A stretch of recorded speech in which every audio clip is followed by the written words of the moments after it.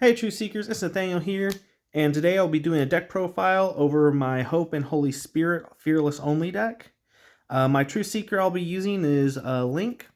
Link has the ability that says after your draw phase and you have no power cards in your hand, you may reveal your hand and search your deck for one standard power card. Shuffle your deck. So the idea is that since Link has the ability to already search for power cards, I don't need to run Animo or other cards that let me search my deck for power cards. Alright.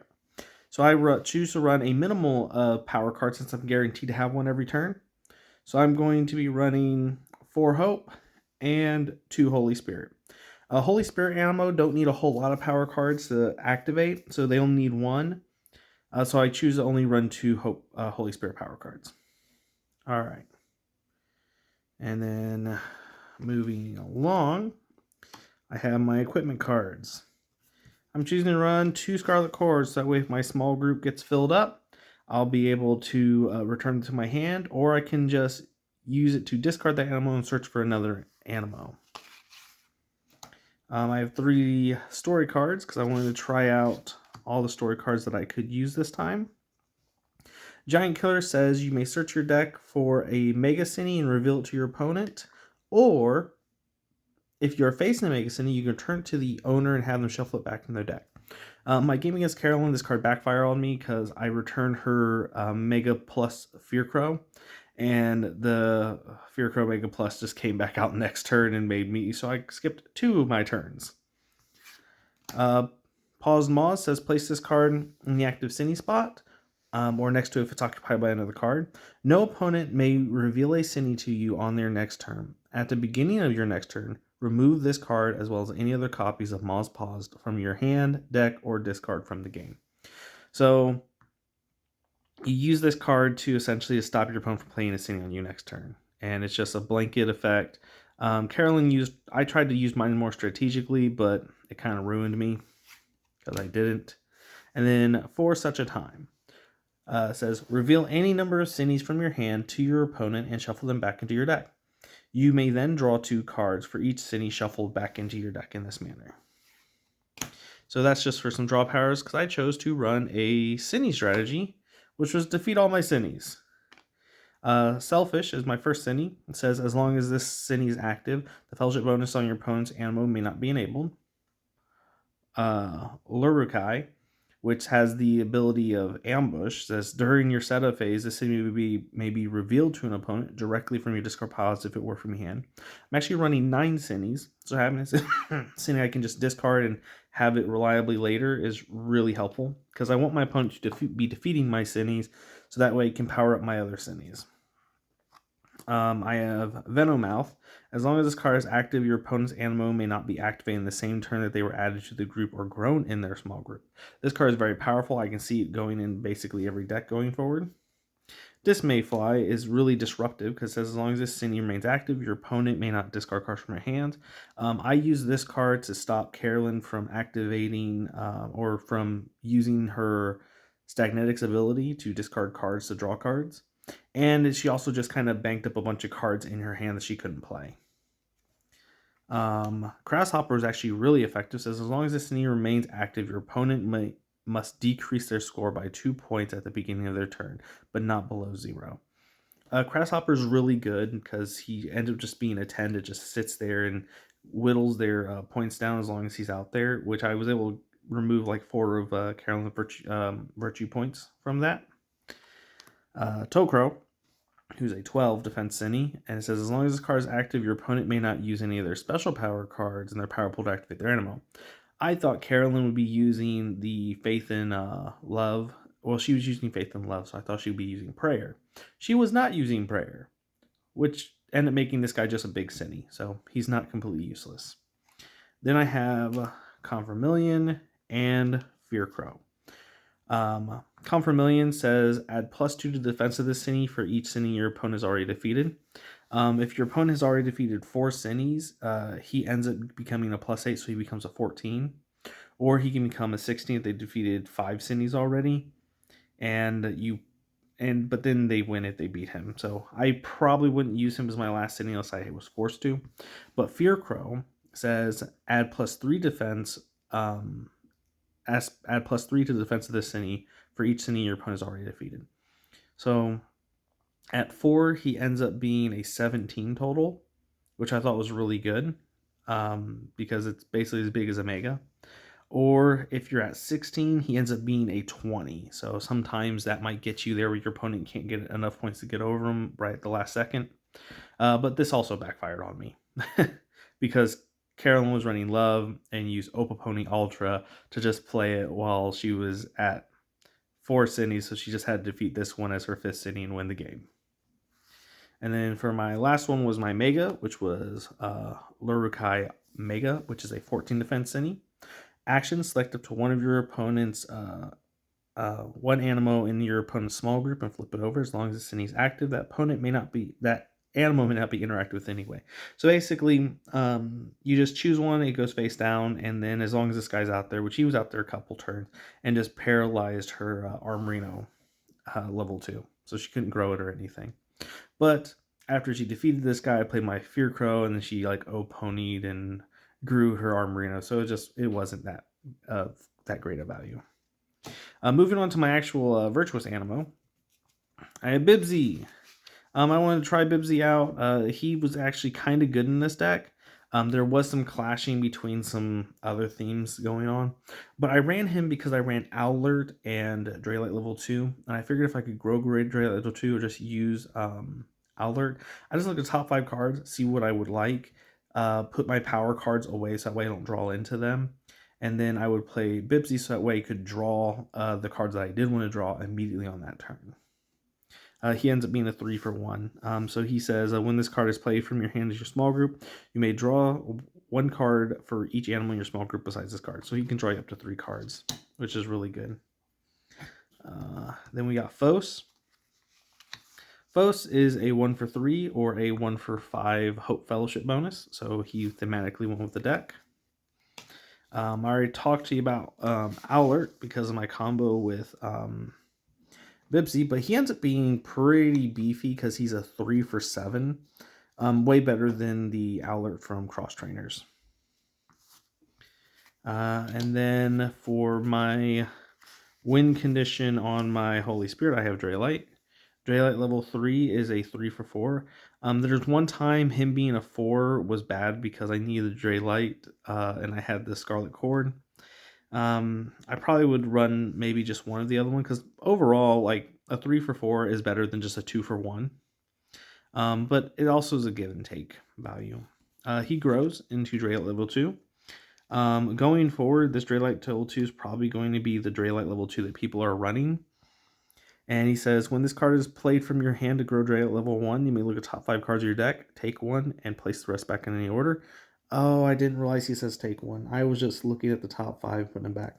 So he's even better than what I thought. Because he lets you look at the top 5, rearrange the order, and you get to take one. So it's kind of like Percy.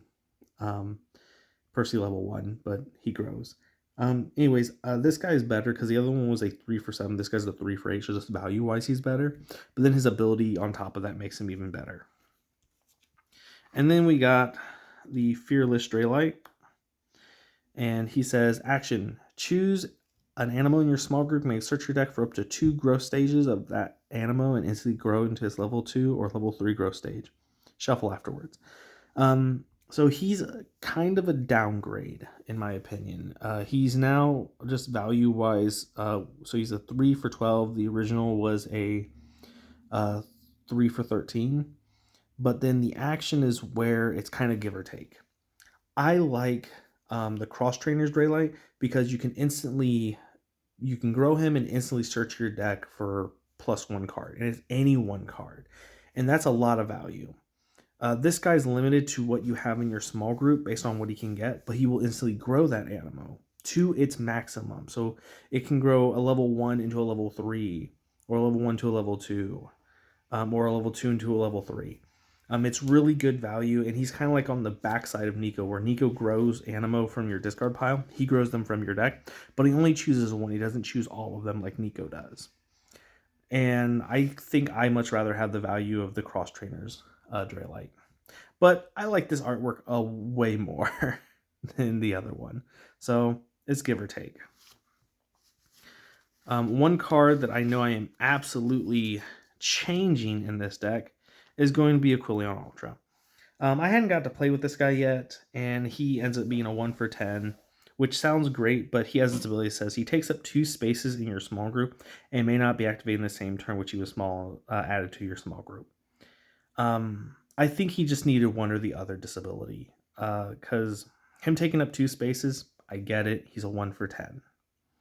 But him not being able to be activated in the same turn really hurts as well. So I either want him to take up 2 spaces, preventing me from playing another Animo that turn, but I can instantly activate him, or I play him and I still play other Animos from my hand. I just have a problem with him right now because he does 2 disabilities, and I think it's too much for what he's trying to accomplish.